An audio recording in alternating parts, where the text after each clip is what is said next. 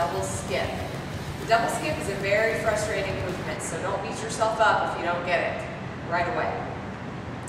The first thing we're going to talk about is the single skip, which most of us have done in our childhood, and it just looks like this.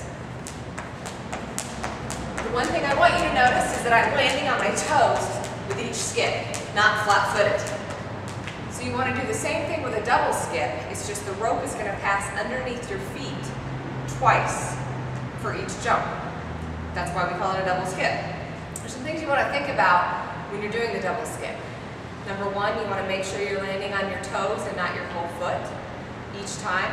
And you also want to make sure you keep your arms in close to your body as you're jumping, because the farther out our arms get, the shorter the rope gets, making it easier to trip over. So when I do double skips, I start off by doing a few single skips to get my rhythm going and then speeding up my wrists, not my feet, when I jump. So it's going to look like this.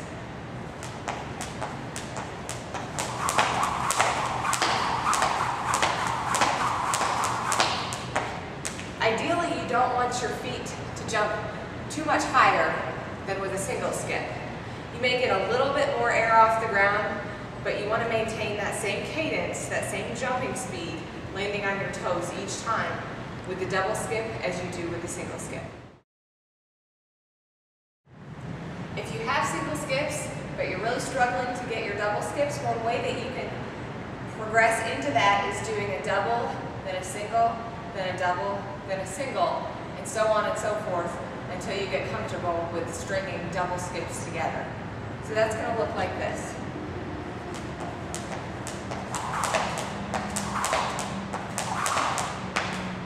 Now if you are still not able to do that, and you want to do the skips in the workout, you can always scale by doing 4 single skips for each program double.